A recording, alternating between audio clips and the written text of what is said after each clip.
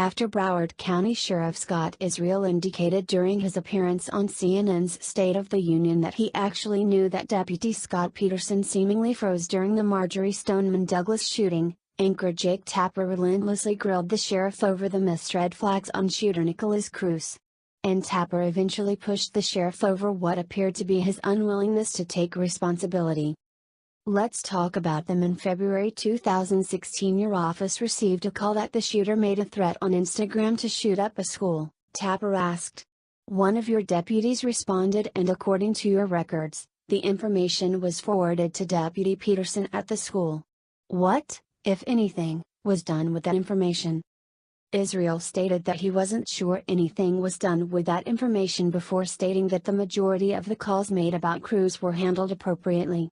This led to a back and forth between Tapper and Israel over whether or not the sheriff's office ignored the warning signs. We then witnessed this remarkable exchange between the two men.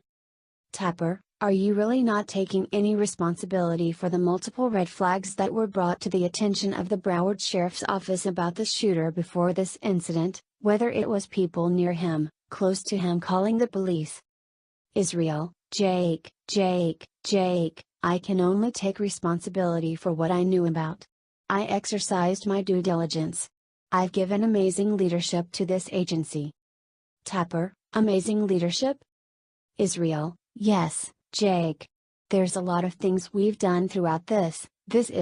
You don't measure a person's leadership by a deputy not going into. These deputies received the training they needed. Tapper, maybe you measure somebody's leadership by whether or not they protect the community. You've listed 23 incidents before the shooting involving the shooter, and still nothing was done to keep guns out of his hands, to make sure that the school was protected, to make sure you were keeping an eye on him. I don't understand how you can sit there and claim amazing leadership. After Israel defended his office and said he'd taken it to new level, the CNN host continued to grill him over Cruz being able to legally buy a gun despite the threats he had made in the past.